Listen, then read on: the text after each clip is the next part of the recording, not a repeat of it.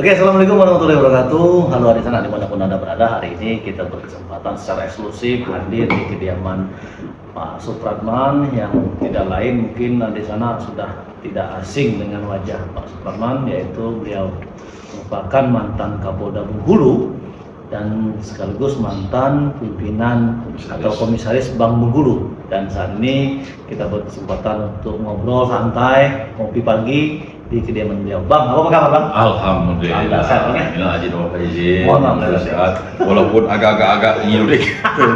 Itu mungkin tadi saya kasih tahu kan. Waktu kita aktif penyakit kita takut galau kan. Begitulah kita mati pajak datang kan penyakit tadi. Itu sebuah peringatan untuk kita harus terus produktif ya, Bang. Ya. Dengan olahraga setidaknya kan. Paling tidak seperti Iya. itu. Nah, Bang, ini dalam suasana Lebaran, kemudian juga ya ada suasana baru juga di Bank Bengkulu yang mungkin Abang juga kan mantan dari pimpinan atau komisaris Bank Bengkulu, tentunya mungkin mengikutilah perkembangan ya kan di Iya, Bank iya. Bengkulu. Nah, tahapan seleksi sudah berlangsung dan kemarin beberapa sudah ada yang mundur dari jabatan, termasuk Abang juga mengundurkan diri kan kabarnya kan. Nah, ini kalau boleh tahu nih Bang, seperti mana sih Bang sebenarnya kemarin tuh Abang menyatakan mundur dari baik itu dicalonkan ataupun mencalonkan diri Bang? Jadi gini, Assalamualaikum warahmatullahi wabarakatuh. Perlu saya klarifikasi nih, karena kalau nggak tahu ini pasti jadi pertanyaan besar kan, Iya. buat teman-teman segala macam. Hmm. Kenapa saya tidak komisaris lagi? Karena memang waktu saya 4 tahun satu periode itu udah selesai. Sudah memang masanya ya? Iya, sebelum RUPS saya itu udah selesai. Oh. Dan saya memang udah lama, mungkin kira-kira 1 tahun yang lalu pada saat Gubernur masih Pak Ruhidin, saya udah ngomong, saya bilang, Pak Ruhidin, siapapun nanti yang jadi gubernur, saya tidak akan mencalonkan lagi komisaris atau tidak akan diperpanjang. Sampai dia ngomong, loh kenapa Kak? Enggak, sebilang saya betul-betul fokus kepada keluarga. Saya mau menikmati hari tua saya. Apalagi sekarang kan umur saya udah kepala 6 nih. Udah pernah berapa? Iya, 63. Wah, Masya Allah. Juni kan 63 kan ini Iya, iya, nggak terasa. Iya, benar. Apalagi saya sekarang udah cucung. Iya.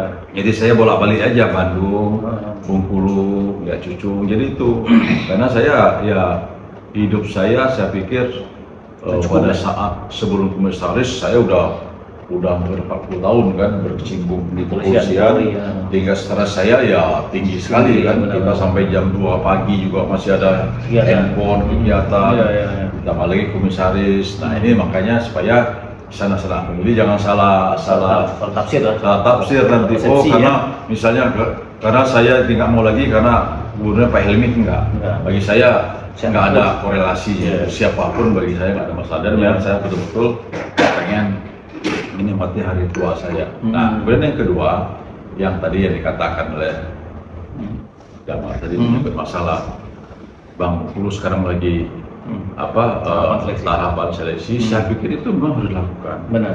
Sah-sah saja. Karena Bank Bengkulu ini adalah bank pemerintah. Iya, Betul kan? Bank plat merah, Bank kan? plat merah. Namun ketentuan undang-undang kita bukan dari peraturan daerah, Iya. bukan, karena kita sudah masuk OJK.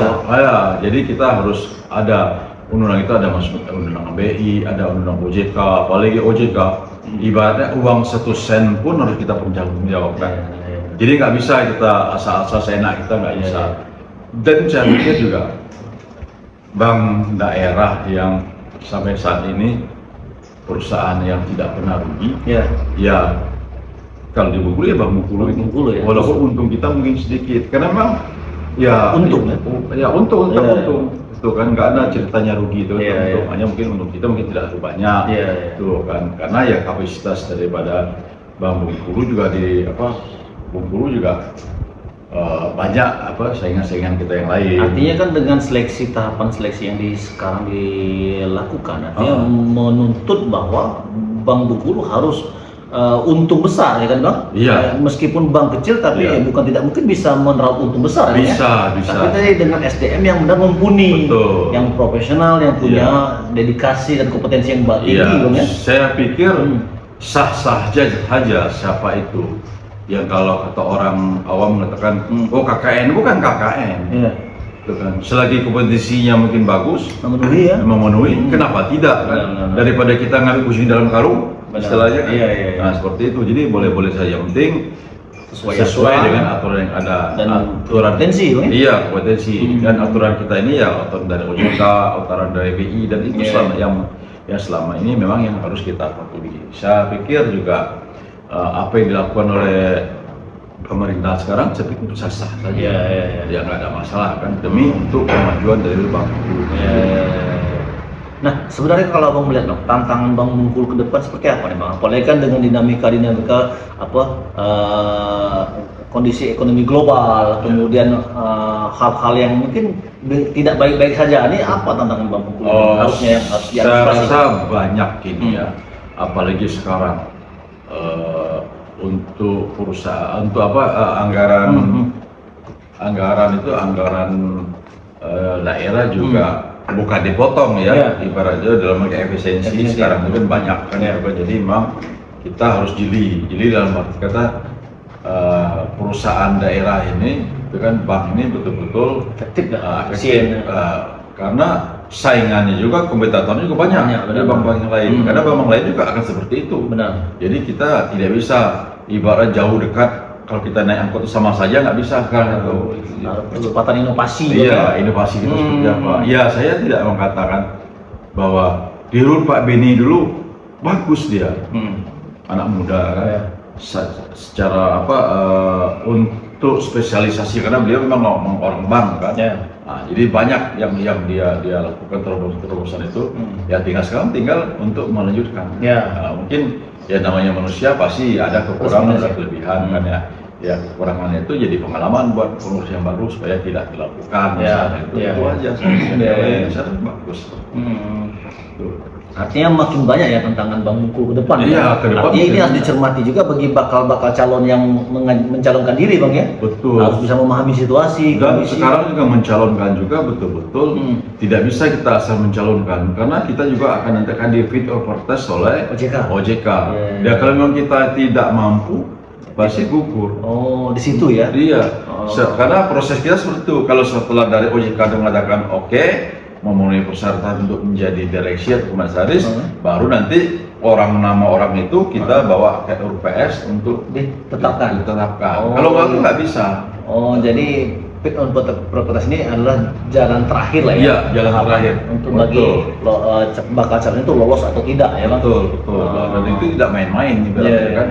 Betul-betul apa yang dilakukan oleh pihak OJK, kemudian bisa juga ada dari pihak cendekianya juga harus ada profesor yang menguasai masalah perbankan, kemudian masalah masalah hukum. Nah ini kita harus betul-betul, siapapun yang terpilih, dia harus menguasai itu. Kalau nggak nanti apalagi sekarang ini peraturan OJK itu semakin ketat. Iya, banyak sekali yang harus dilakukan. Itu dia bagi saya pikir yang mudah-mudahan siapapun nanti terpilih nggak ada masalah, sah-sah saja selagi dia punya kompetensi. Itu aja. Kalau nggak terjadi ya kasihan Bang Bengkulu ya. Kasihan pegawainya. Ya sekian ratus itu kan mau kemana? Ya, satu itu nanti ya margin keuntungan juga akan tidak bisa dimaksimalkan Bang ya. Iya. Kalau SDM yang kita rekrut itu tidak. Pasti pengaruhnya itu nanti juga kompleks ya kepada pasar.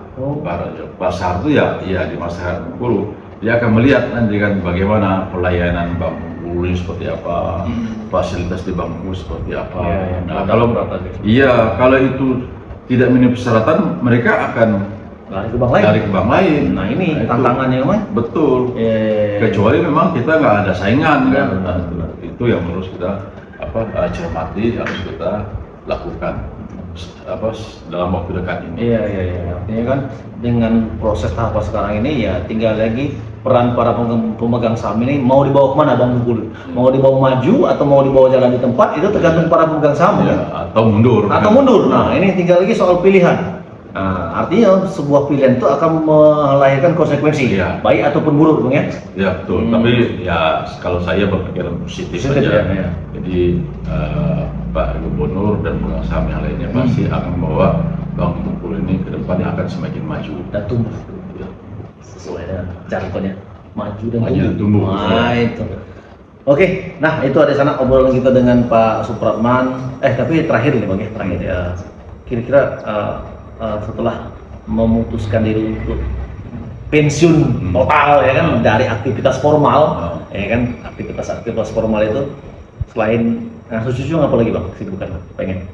Sementara ini saya memang Healing traveling. betul. Itu saya satu mobil hardtop saya Sudah disiapkan? itu isinya untuk traveling semua, Oh. tenda, kasur, Untuk camper van ya? iya semuanya saya udah lengkap kan gitu. Oh. Dan memang banyak teman-teman saya di Bandung ngajak kegiatan-kegiatan yang lain. Wow. Cuman nantilah saya lihat dulu sebenarnya Yeah, itu kan. yeah. Saya mau happy dulu kan, mau nikmati masa pensiun saya. Yeah. Jadi ya kedepannya nggak tahu. Cuma yang jelas sudah banyak tawaran-tawaran Untuk ngajak-ngajak jalan-jalan ya? Dari jalan dan juga dan ngajak kerja. Tawaran kerja masih ada? Masih ada, masih banyak Nah ini ada sana dengan posisi 63 tahun beliau ini ternyata masih banyak tawaran-tawaran yang mengajak beliau untuk bergabung di dunia formal. Tapi sementara ini udah sebilang saya nggak kepengen dulu lah sebilang, tapi tidak Tapi tahu. untuk sementara atau untuk selamanya? Kita lihat nanti. Yang jelas sebilang saya menikmati hidup dulu. Iya. Ya banyak-banyak ke masjid kan. Iya. Tapi kita hidup di dunia ini apa yang kita bawa nih kalau kita sudah mati? Kapan lagi Bang? Iya. Nggak ada yang kita bawa daripada akan jadi masalah Iya. buat anak cucu. Bagus. Tuh makanya rekan-rekan dari baik LSM maupun dari media segala macam, mereka bukannya susah, memang mau lihat apa saya selama saya jadi Kapolda. Nggak ada. Kata Roko jadi Kapolda tuh pasti kebun sawit banyak, 1 senti pun demi Allah saya nggak punya. Waktu zaman Kapolda Bungkul ya? Iya. Kata orang pasti dia punya Banyak aset. banyak aset. Insya Allah sebilang demi Allah sebilang saya dia nggak punya. Berapa tahun Bang ya? Jadi Kapolda Bungkul? 1,5 tahun. Nah itu beliau berkiprah. Tapi memang saya betul-betul saya berjanji untuk itu. Komitmen ya? Komitmen saya dan juga ngomong sama, karena semuanya itu tergantung pimpinan. Iya. Ya, kan? Saya tidak akan sebenarnya musika anggota saya di bawah pun kalau masih berani juga silakan sebenarnya itu tanggung masing-masing. Ya, tanggung sih risikonya. Risikonya tanggung dosanya. Iya. Artinya komitmen beliau pada saat aktif menjadi Kapolda Bengkulu benar-benar ya murni menjalankan tugas dan tanggung jawab sebagaimana mestinya. Iya. Karena itulah sejatinya dari anggota Polri ya, mungkin dari etika Polri. Iya, karena sekarang ini media sosialnya luar biasa. Ya. Dan tidak bisa lagi kita halang-halangi. Benar. Kita bilang enggak, tahu-taunya muncul yang lagi. ini. Kita cut yang ini muncul. Artinya memang benar-benar untuk menjadi pejabat publik untuk saat ini Bang ya. Iya. Harus benar-benar matang ya, Bang. Betul. Siap ya. Siap. Nggak bisa lagi. Harus kritikan itu dari mana-mana sekarang. Tadi pasti dari mana-mana. Lagi media sosial ya. Iya, dan juga untuk sanak famili kita warga masyarakat Bengkulu ya agak lebih cermat untuk membaca Bijak ya. apakah TikTok, apakah namanya itu benar nggak ini. Kadang-kadang tuh lihat sepintas saja tahu-taunya hoax, tapi sudah di share ke tempat lain, itu juga berbahaya. Saya pikir itu yang perlu saya sampaikan. Dan juga kenapa saat ini tidak ada aparat penegak hukum yang ikut dalam mewakili yang adalah ikut petisi untuk komisaris maupun direksi ini. Saya pikir nggak ada masalah. Ya kebetulan aja saya kemarin dari penegak hukum ikut dipercayakan, kemudian juga sebelum saya juga Pak Ruslan. Sebelumnya lagi pernah? Belum enggak. Cuma Pak Ruslan ya. Jadi itu kebetulan saja dan memang bukan tradisi Bang ya, memang bukan tradisi. Kewenangan kebijakan pimpinan ya. Betul, dan memang kita mengikuti persyaratan-persyaratan itu. Iya. Kalau memang kita tidak ini mungkin tidak lolos ya. Iya, kalau kita tidak kompetensi nggak akan lolos. Apalagi di OJK Bang ya. Betul. Jadi kalau komisaris juga melewati harus. Habis itu nanti baru bawa ke LPS. Baru dilatih. Jadi itu biar clear ya, biar sanak famili rekan-rekan tidak menduga-duga. Wah dikira saya gara-gara sekarang pegang sahamnya baru semua enggak. Bagi saya enggak ada hubungan dengan itu. Sama LPS saya ya yang penting selagi itu kompetensi profesional, ya kenapa tidak, bahwa calon direksi itu ya memang harus kita evaluasi, harus kita perbaiki demi untuk maju Bengkulu. Jadi masalah penegak hukum sebetulnya nggak ada masalah. Kebetulan saja saya sebelumnya sebagai background saya sebagai aparat hukum dan agak lebih dekat dengan rekan-rekan dari PS maupun dari LSM. Itu aja, bukan berarti karena saya akhirnya mereka juga agak segan, nggak juga, sama aja. Dan juga saya justru salut kepada rekan-rekan LSM maupun media daripada sosial kita atau pers kita selalu memberikan kritikan kepada kita. Dalam selagi kritikan, dan itu diperlukan sebenarnya kritikan. Iya, selagi kritikan itu membangun, ya, jangan ada kritik, kan. Itu saya terima kasih buat rekan-rekan media, kemudian juga LSM yang selama ini sudah banyak membantu saya pribadi ya dalam hal ini. Itu aja bagi saya. Artinya memang kehadiran Bank Bengkulu ini perlu didukung semua pihak, ya. Iya.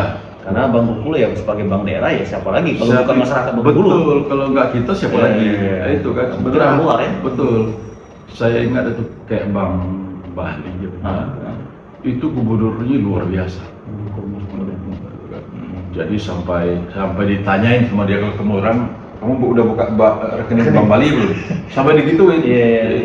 Itu membuktikan bahwa masyarakat tuh cinta tidak dengan bank daerahnya. Ya. Orang-orang yang minta perizinan segala macam tuh. Ditanya dulu. Kamu udah buka belum? Kalau belum, buka lu. Sampai segitunya kan. Benar. Saya pikir juga kita juga Bank Bengkulu pasti hasil, dan memang komitmen semuanya pasti harus betul. Oke, dari sana itulah obrolan kita, obrolan singkat ngopi pagi di rumah kediaman pribadi Bang Supratman yang saat ini sudah memilih untuk pensiun dalam dunia formal dan sekarang fokus pada keluarga dan kegiatan-kegiatan rutinitas harian beliau nanti. Dan mungkin nanti kalau teman-teman pengen ada sesuatu yang pengen dieksplor karena beliau hobi jalan-jalan, mungkin nanti dikunjungi. Iya, mau ikut saya camping itu ya. Bandung urusan saya nanti. Iya. Nanti banyak di Bandung apa di Bengkulu, Bang? Ya pokoknya kalau sudah ibaratnya kalau sudah kedinginan di Bandung, balik lagi Bengkulu, udah kepanasan Bengkulu balik lagi Bandung. Iya. Yang jelas daya pikat saya ke Bengkulu ini ya karena ada anak keluarga, cucu saya yang baru 1 tahun kan, yang lagi lagi senang-senang lucu-lucunya kan? Lagi lucu-lucu ya. Oke, itu saja obrolan kita, Bang. Terima kasih atas waktunya, Bang. Sukses selalu. Dan dari sana itu tadi obrolan singkat kita. Semoga bisa. Mohon maaf kalau ada hal-hal yang kurang pas. Apalagi selama menjabat ya. Udah sebulan Syawal ini mau ambil berbadi. Mudah-mudahan selalu sehat. Amin. Oke, kita tutup. Assalamualaikum warahmatullahi wabarakatuh. Waalaikumsalam.